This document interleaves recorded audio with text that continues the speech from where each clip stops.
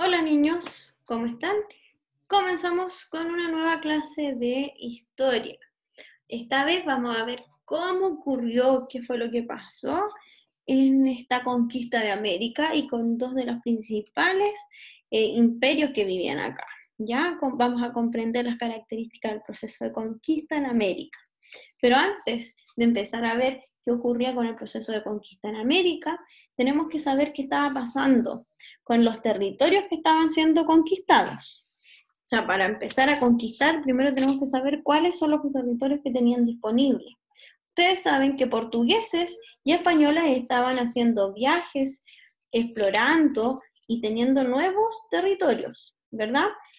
En la actividad anterior habíamos visto que los portugueses se iban más al sector de África y en cambio los españoles se iban más al lado de América. Bueno, entonces dijeron, nosotros no podemos estar peleando con el territorio que tenemos, entonces le vamos a pedir al Papa que nos divida al mundo en dos para que cada uno tenga sus espacios para poder conquistar esos lugares y que sean parte de la corona de Portugal o la corona de España, ¿ya? Entonces, ¿qué decidieron hacer? Una línea divisoria, línea divisoria, no se dividía el mundo en dos. La primera línea que hicieron se llamó la bula intercaetera. Esa bula intercaetera era esa línea azul que estaba ahí, y si se dan cuenta, todo lo amarillo y lo que estaba entre medio de la línea roja y la línea azul era parte de España, o sea, casi toda América era de España, y por el otro lado, África, Asia y Europa era para el Portugal. Pero los portugueses que habían llegado justo a ese lugar que era Brasil, dijeron, oye, es injusto, ¿no? Nosotros tenemos un territorio allá en América, entonces no puede ser que nos den ese cachito, pues nos dieron un pedacito muy pequeño. Y reclamaron para que les dieran más territorio. Entonces, ¿qué hizo? El Papa entonces vuelve a hacer una línea divisoria entre dos, que es llamado el Tratado de Tordesillas. Y fue esa línea roja que tenemos.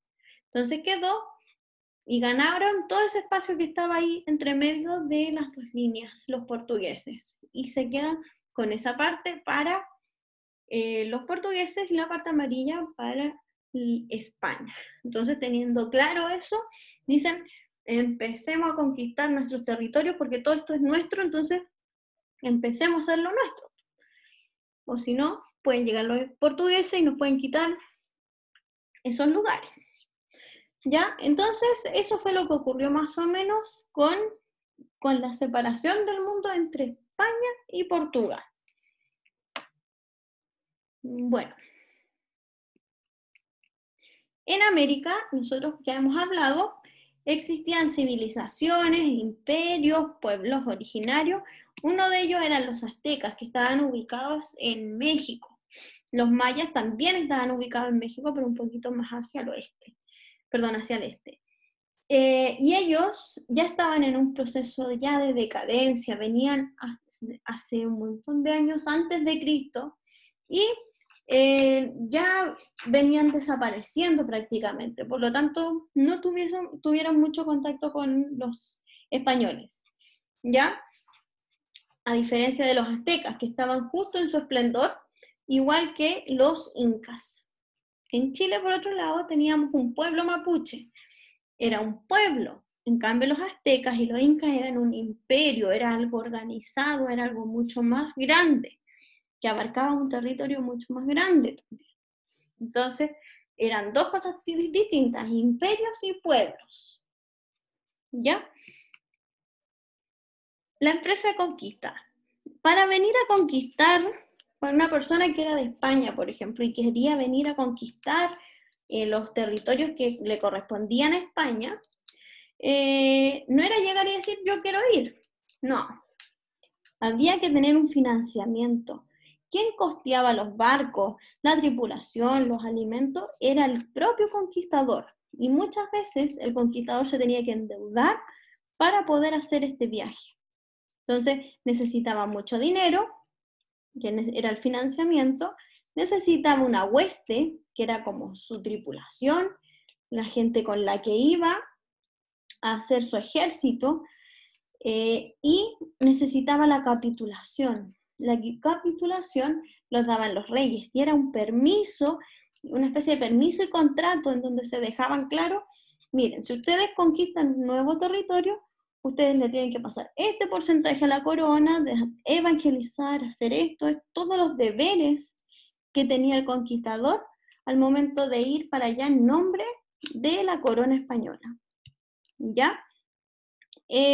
Eso principalmente, por eso se llama una empresa de conquista, era como una fábrica de conquistadores, que ellos mismos iban produciendo y generando nuevos territorios para la corona española. Pero como ya les dije, los que financiaban esa conquista eran los propios conquistadores. ¿Y por qué? ¿Por qué se iban a atrever a venir para acá? ¿Por qué iban a querer venir a este lugar?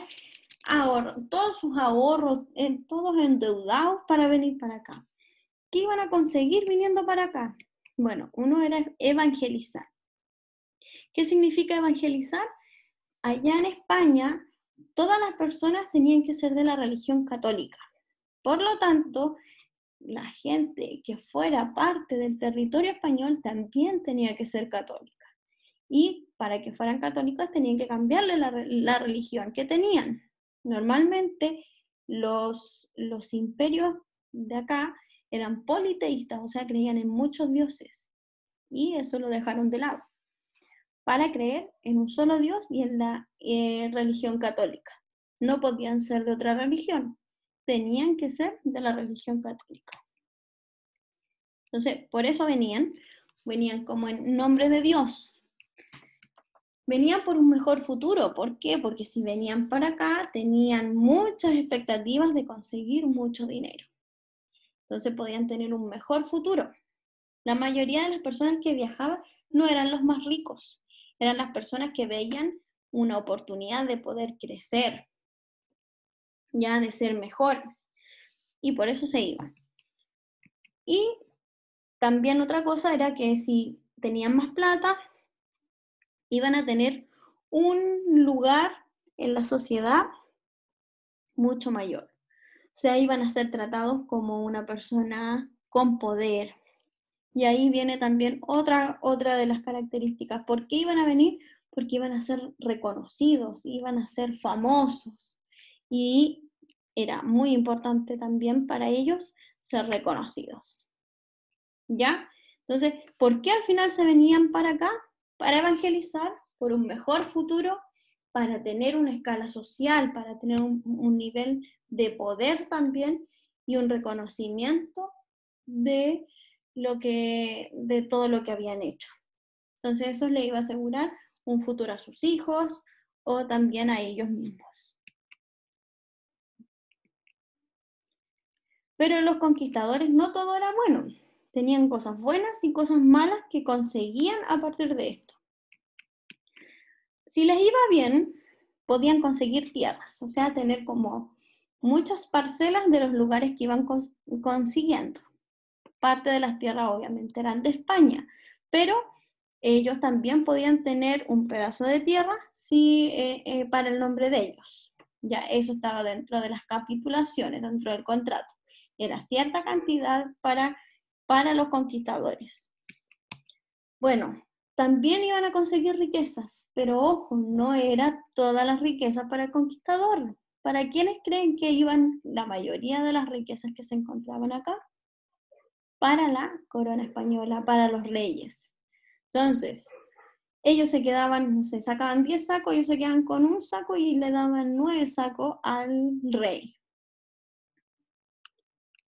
Y lo otro que conseguían eran la población indígena como trabajadores para ellos. O sea, podían dejar trabajando a los indígenas en sus tierras y generar más recursos y más cosas para seguir vendiendo. Por ejemplo, un conquistador logró tener un nuevo territorio y ese nuevo territorio empezó a cosechar naranjas. Entonces tenía a los indígenas trabajando ahí obviamente no les pagaba, y después llevaba esas naranjas y las vendía en España. Entonces ganaba dinero con eso. Pero, ¿qué pasaba si le iba mal al conquistador? Iba a perder toda la inversión, todos sus ahorros, todo lo que había pedido prestado, se iba a la basura. Quedaba endeudado sin ningún peso.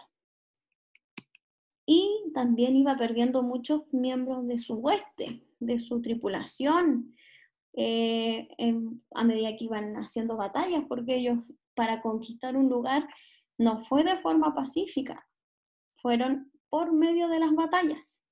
Entonces, muchas veces podían ser incluso sus mismos familiares que eran parte de su hueste y, no, y morían en estas situaciones, o ellos mismos morían y perdían todo. Bueno, ¿y qué pasaba con la corona entonces? ¿La corona española tenía algo que perder? No, la corona española solo ganaba. ¿Qué ganaba? Ganaba territorio, porque todo el territorio nuevo era para España. Ganaba riquezas, como ya les dije, la cantidad de oro, de cobre, de plata, de lo que fuera que fueran encontrando aquí, era para ellos. Y también conseguían tener indígenas evangelizados, o sea, indígenas que creyeran en la religión católica. Por lo tanto, para ellos era muy importante la evangelización. Recuerden que no podían ser de otra religión. Si eran de otra religión, simplemente los mataban. Bueno, ¿cómo fue la conquista de los grandes imperios, como fue el Azteca y el Imperio Inca? Vamos a ver primero el de los aztecas. Los aztecas, su conquistador llegó y desembarcó aquí en Cuba, llamado Hernán Cortés. Hernán Cortés llegó a Cuba y empezó a recorrer el lugar y se dio cuenta que estaban los aztecas. Y dijo, tengo a mi gente, tengo a mis soldados, pero me falta gente. Entonces no encontró nada mejor que ir a un pueblo que era sometido por los aztecas y decirle, ¿quieren ser libres de los aztecas? ¿Quieren liberarse de ellos? Entonces, vengan conmigo y de esa manera nosotros tratamos de derrocar a los aztecas y son libres, pero al final no iban a ser libres porque si no eran de los aztecas iban a ser de ellos. Bueno, Hernán Cortés llega a Tenochtitlán, que era su principal ciudad, y en este lugar estaba el emperador. El emperador de Tenochtitlán o de los aztecas se llamaba Moctezuma. Moctezuma, al verlo con sus atuendos tan distintos a los de ellos, dijeron, son los dioses que llegaron a visitarnos. Y lo recibieron con las manos abiertas, les dieron de todo. ¿Ya? Y entonces los aztecas los recibieron tan bien porque pensaban que eran dioses y los españoles se aprovecharon un poquito de esta situación. Llega entonces Hernán Cortés y como ve que los recibieron tan bien, pero él quería hacerse dueño de ese lugar, toma prisionero a Moctezuma y al tomarlo prisionero es asesinado. Entonces ahí entran los totonacas, que eran un pueblo, el pueblo con el cual conversó Hernán Cortés, para enfrentarse a los aztecas. Los aztecas guerreros llegan con todos sus atuendos y se ponen a luchar. Luchan constantemente con los españoles y los totonacas. Y finalmente se enfrentan contra ellos y, como se ve en la imagen, todos peleando. Y los españoles traían cosas de última generación como los cañones, pistolas, y en cambio ellos hacían con lanzas, con flechas. A pesar de todo eso, logran ganar los aztecas. Los aztecos ganan esta batalla, los españoles se retiran del lugar y a esa noche se le llamó la noche triste. ¿Por qué le pusieron la noche triste? Porque esa noche murieron muchos españoles. ¿Quiénes creen que pusieron ese nombre? ¿Los españoles o los aztecas? Bueno, la noche triste, después de la noche triste, Hernán Cortés se va y dice, tenemos que armar un nuevo plan. Vamos a armar un nuevo plan para poder vencer a los aztecas. Los aztecas, al tener contacto con los españoles, se empezaron a enfermar de cosas que ellos jamás habían tenido, como por ejemplo la viruela. La viruela era una especie como de peste que lo trajeron los españoles y de esa manera, como ellos no tenían remedio para eso, fueron muriendo, estaban muy decaídos y estaban bastante mal en Tenochtitlán, pero seguían ahí los guerreros atentos. Entonces, ¿qué hace Hernán Cortés? Como los aztecas estaban muy débiles producto de esta peste llamada viruela, llega con su hueste de españoles y finalmente ganan. Le ganan y se quedan con el territorio que era de los aztecas. Y los aztecas desaparecen y los que no desaparecen se quedan como parte de los españoles. Bueno, esa fue la historia de los aztecas. Ahora vamos a ver la conquista de los incas. Los incas estaban ubicados en Perú, ¿ya? Su principal ciudad era Cusco. Y bueno, el conquistador de los incas era Francisco Pizarro. Francisco Pizarro llega al Cusco justo en un momento bien complicado, porque estaba Huáscar y su hermano Atahualpa peleándose para ver cuál de los dos iba a ser el nuevo emperador de los incas. Finalmente se deciden y es Atahualpa, pero estaba una guerra dentro de los incas, en donde algunos apoyaban a Huáscar, otros a Atahualpa, pero finalmente termina siendo Atahualpa el nuevo emperador. Atahualpa no fue igual que Moctezuma, no pensaron que eran dioses, no les gustó mucho la visita de los españoles, y menos de Francisco Pizarro. Entonces, ¿qué hizo Francisco Pizarro? Lo mismo que hicieron con Moctezuma. Lo toman prisionero, ¿y qué creen que les pasa después a Moctezuma? Lo matan.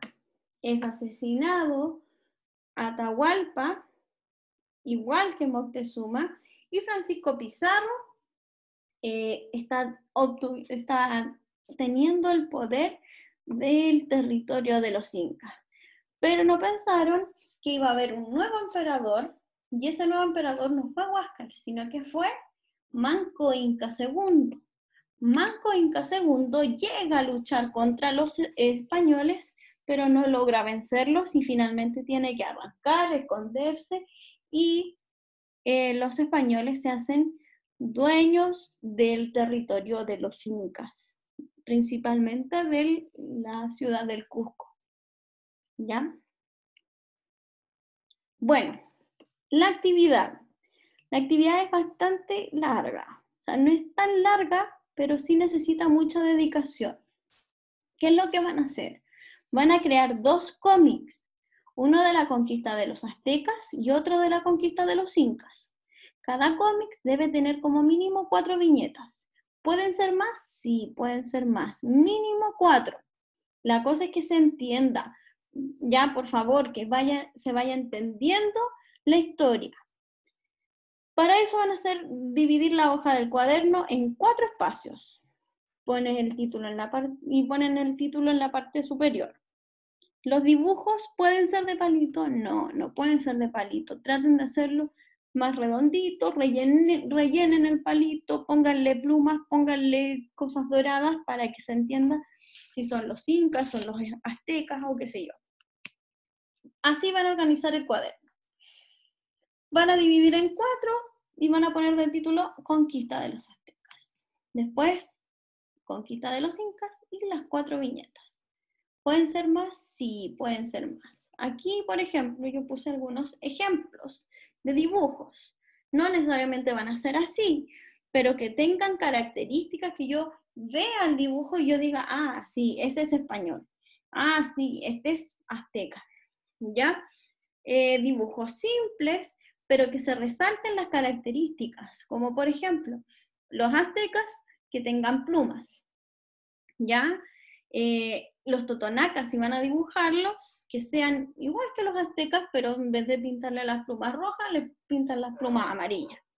Moctezuma, por ejemplo, lo hacen con más cosas de oro, con más cosas de llamativas, que se note que es un emperador.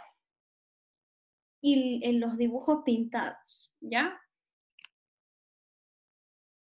Luego los dibujos de los incas, ahí hay algunos ejemplos. Los incas utilizaban principalmente, como aparece ahí, Atahualpa, como patas blancas, como vestidos blancos y con oro alrededor o en los como aros de oro, coronas o tocados de oro. El conquistador, traten de hacerle ese sombrero, pero niños, háganlo ustedes, ¿ya?